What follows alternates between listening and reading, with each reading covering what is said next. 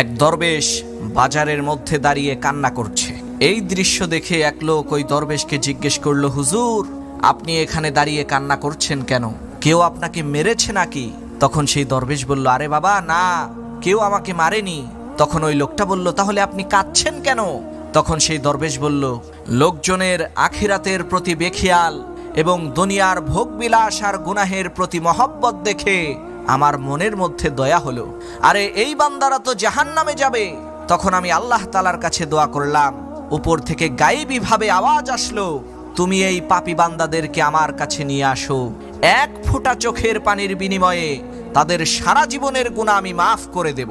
আমি যখন এই বাজারের লোকজনদের কাছে হেদায়েতের দাওয়াত নিয়ে গেলাম, তখন তারা আমাকে পাগল ভেবে আমার সাথে মশকারি করা শুরু করলো, আমার সাথে ঠাট্টা বিদ্রুপ করতে লাগলো। আর এই দুঃখে আমি কাঁদছি, হায় আফসোস, এখন তো